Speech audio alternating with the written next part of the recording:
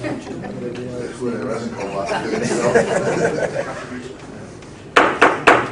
going to call to order the August 21st meeting of the Trinity County Supervisors.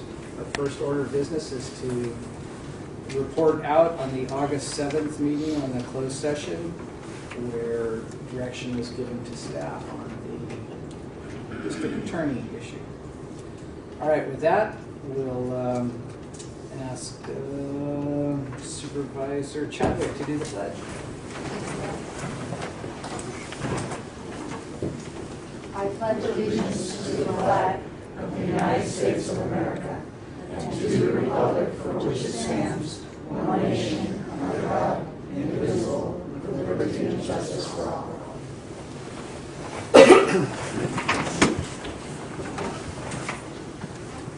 All right, public comment. This time is for information from the public on matters not appearing on this agenda. All comments are limited to 3 minutes and must pertain to matters within the jurisdiction of this board. When addressing the board, please state your name for the record and address the board as a whole through the chair. No action or discussion will be conducted on matters not listed on the agenda. However, the chair may refer the subject matter to the appropriate department for follow-up or schedule the matter on a subsequent board agenda. Good morning, Chair, Board. Adrian Keys from Hayfork. I'd like to speak briefly about the self-distribution transport-only license, specifically that one and that one only. It's going to be a real important factor this coming year, as distribution statewide has taken a long time to get off the ground, and transport-only licenses, commercial hauling transport-only licenses are really difficult to come by. Whereas this one, the self-distribution transport-only license, I've got a number of things from VCC here, including the regulations on page 54 of the new regulations, line E specifically, or no, it's line, yes, it is line E. The self-distribution transport-only license, when attached to a cultivation license, is said to be exempt from all the security requirements for a full transportation license. It's right there in the regulations, no cameras, no bars on the windows, no fence, no nothing. This should be an administrative type permit with zero land use in it, because the premises will already be designated under a cultivation license. That's point number one, I suppose. Point number two is in this letter I've got from VCC from the email. It states that you're allowed to store your records for your transport-only self-distribution at your premises, in your premises for your cultivation site. And it also says you don't need an entire building, an office suite. It can even just be a closet. So I think that we should really reduce these factors down, try and get that out of planning. And at the same time, hopefully, at that point, we could see a reduction in fee, because there will be very little need for inspection. The inspection will be covered underneath the cultivation annual inspections, and the state is offering the self-distribution up to $3 million for $500 for the annual fee. And I would like to see a number similar to that, and if we can pull this out of the planning department and out of land use, I think that's attainable. Unfortunately, I can't stick around for the rest of the meeting. I'd love to hear if there might any chance to be discussion on this, but I would like to see it on the agenda in the future soon to redraft that and add a new license category that is strictly self-distribution transport only. And that would be very attainable for the farms. With the way things look, it seems that every single farm is going to need one of these. We're out here geographically, we've been getting distributors to come up, but with the price they charge for transportation makes there's no money left at the end of the day. And the for-hire transport-only licenses are going to be a long time coming. And so I'm going to need one of these. Everyone I need is going to need one of these. And so far I know one person who's actually been through the process and received one, and that was yesterday that they actually received it. And now they have to enter into the state process and see when that license gets approved. And so we're all going to need these by November. And I would hope to see a very simplified and easy process. Thank you. Adrian, if you have that number, if you could give it to the staff here, and she'll give it to us. My entire little packet here. Thank you. Is that a request for considering to have the board take a look at this, agendize it? And I'm sorry, what you have. When will it be brought forward? possible. I mean, we've been discussing it. Staff brought some stuff to us. We've looked at some things, so it certainly is on our immediate radar. Thank you. Yes, Ms. Graves. Hey, Kate Graves from Lewiston. So one of my neighbors, an elderly couple who they aren't at their property anymore. I think one of them's ill and they're not living on the property anymore. Had a notice tacked up for a violation of fence code. Their fence, the wood is 3 feet tall, and I saw the guy measuring it. And because the ground goes under it a little bit in places, he gave him a code violation for having a fence that's over 3 feet. And not only is it that ludicrous, where the law comes from is just as badly done. I went and researched it because I was so mad. I went back and took a picture of it and I looked into it. So basically what you guys have done is you've taken the state code that says when you have a driveway and you're entering into a road, your fence can only be 3 feet tall or you have to be able to see through it. And you've taken that rule and you've turned it into every fence on every road. Every highway, every county road, even close to the county road. And then you've done your each and every day a violation exists. This is a distinct and separate violation. So you've just piled on. And I don't know if you piled on to these people because they're not there and there's just a realtor sign there. But I mean, that's egregious. It's it's unspeakable what you guys are doing to these people over a fence that's literally 3 feet tall. And your moneymaker went out there and measured the dirt under it and deemed it a violation. I've asked your Fresno law firm how you can enforce county code on private property. I've never received an answer. I've received some blah, blah, blah from them. I want the law that states that you guys can enforce county code on private property. Because you're doing this, I know you can't follow up on all your employees, but this is what you guys have mandated to them, because they're your employees. Everyone who's not an elected official is your employees. It lands right in your guys' lap. And so you guys have done this, and you've done it to a bunch of people, and it's for nothing but money and power tripping. And then there's other people who seem to get a pass, because I requested information on their property, and I did not get it. So obviously I either was denied the public information or these people didn't have to pay for their fences the way this elderly couple. I guess, I don't know if they're paying for it. They're not even there. I don't even know if they know. And you guys you ramrod this on everybody. And it's just so, it's so banana belt country stuff. And you guys need to take control and it lands straight in your lap. And you need to fix this. And I don't think you will because you make money off of it. And shame on you guys in the state for doing this.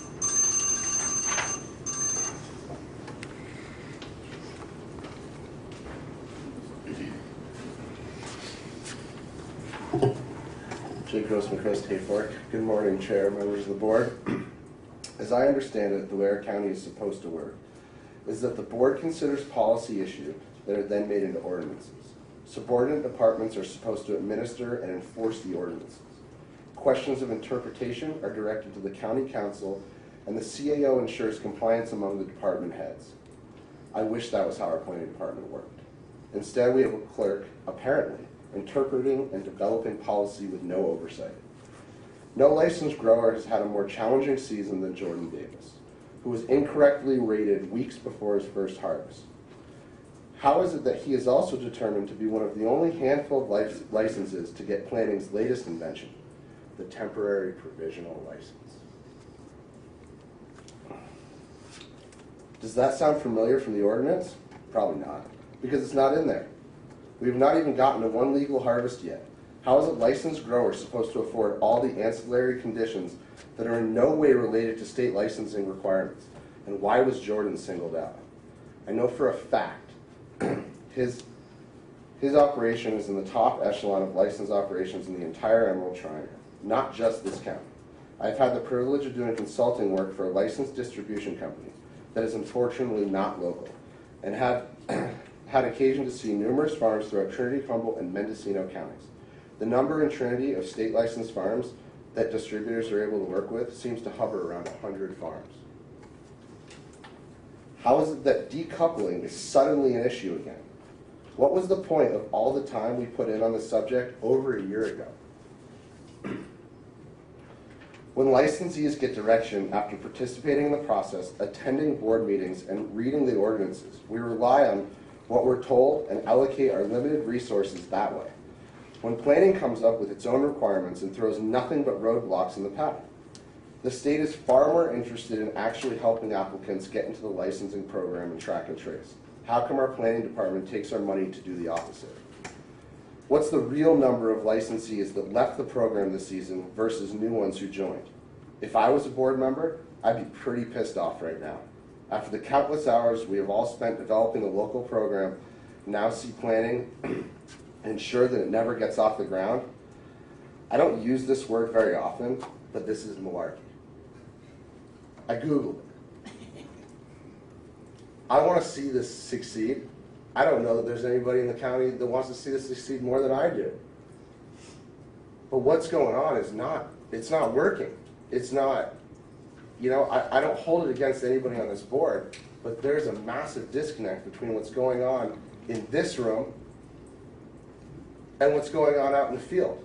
And for probably the 6 farmers that attend here, we know what's going on in this room. We're all human beings. We know your guys' intent. We watch you guys discuss it for hours and hours on end and beat it until your intent is very clear. But then that's not transcribed out into the field. And for all the other farmers who don't make the time to come here, they have no idea. So they just take what they're told and just keep getting slapped over the head by planning. We've got to fix this. Thank you.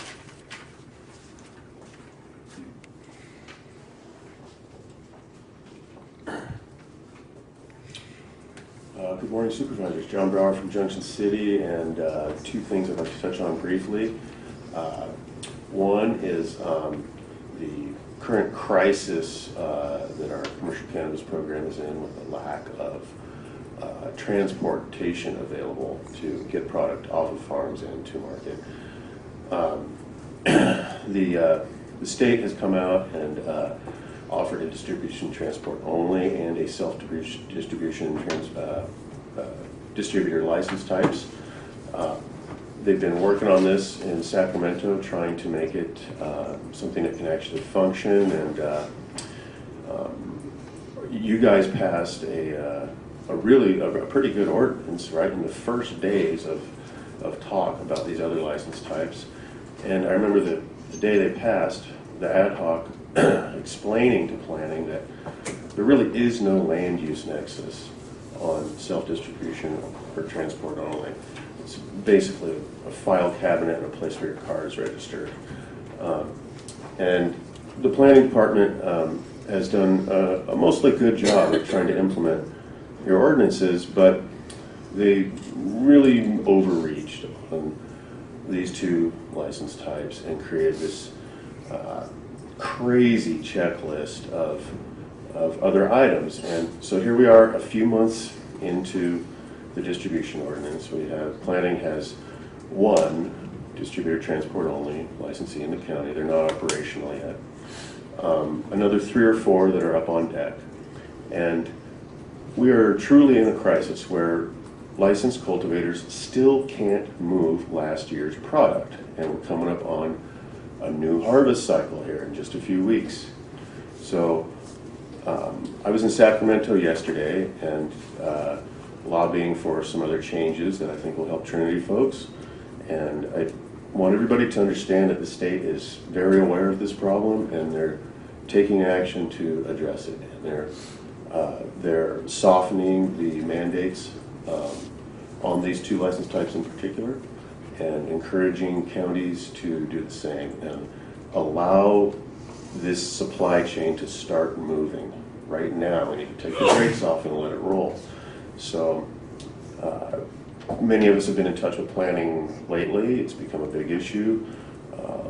Leslie, Scott, and Rachel have all expressed a willingness to whittle down or even set aside this overreaching checklist, at least temporarily, to allow more streamlined licensure on these two critical license types. And it's going to be talked about, and I'll finish some other time. But thank you.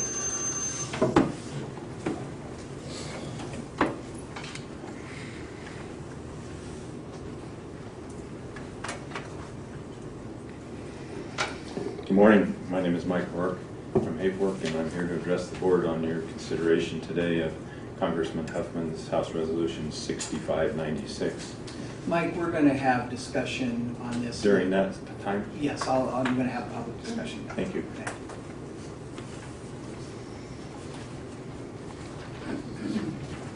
Good morning, Veronica Kelly Albies, Douglas City resident. I want to touch upon what Mr. Brower said, who has worked so diligently to help move these ordinances and these licensing forward. I do want to have a little bit, as someone who is maybe a neighbor, when you're going through that checklist, there may be some things that can be loosened up, but self-regulation sometimes doesn't work. Enforcement is limited here. So when we're going into something new, we just want to keep in mind that it's easier to take things away than to add a bunch of things onto people. So just keep that in mind when you're thinking about taking away, checking this and making sure they're doing this right or keeping these records right. When I started my own business, I had to follow those rules. It's a different business, but it's still a business. And if we want to talk about it like a business, I think it should be treated like a business. We all have home businesses sometimes, but just remember the neighbors that are next to them as well. Thank you.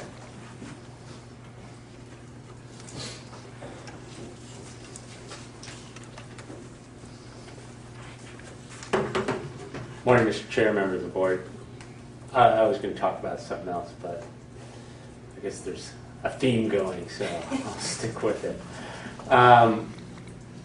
In terms of implementing the program, I know we're kind of inventing something to put on something that already exists, and that's always a challenging thing to do. It would be one thing if there were no cannabis here and we said, hey, we've got great rules, and if you want to do it, here's how you do it. The state's faced with the same situation.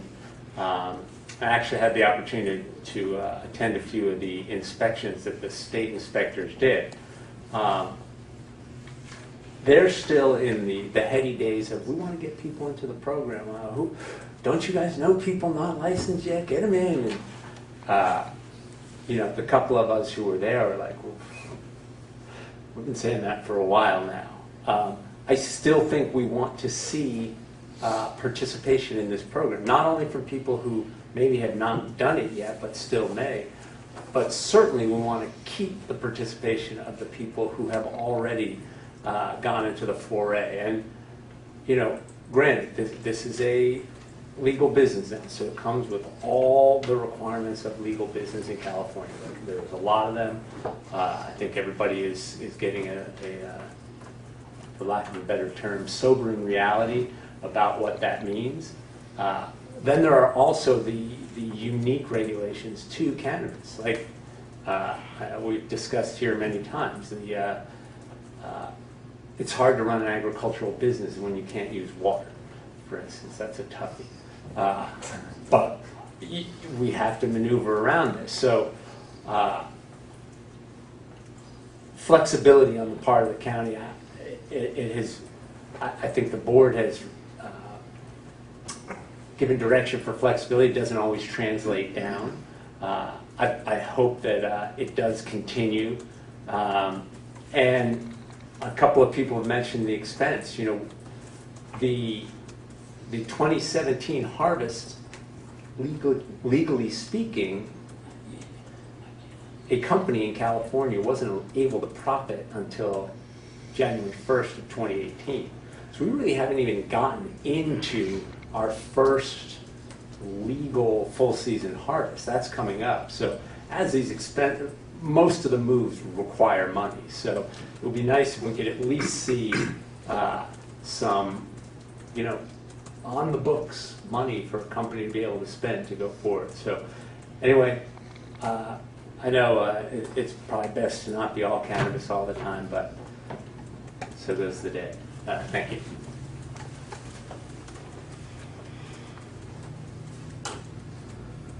All All right, with no other public comment, we will go to presentations, which has been canceled. Unfortunately, the Old Age Center could not make it today, so they're going to reschedule for a different day. We will move on to the consent calendar. These items include routine, non-controversial matters and will be acted upon by the board by one roll call motion. A member of the board, staff, or public may request an item to be pulled. So, Ms. Chadwick, do you have anything? Yes, item 2.8. Okay. So, was Tim's brother shocked, or was it?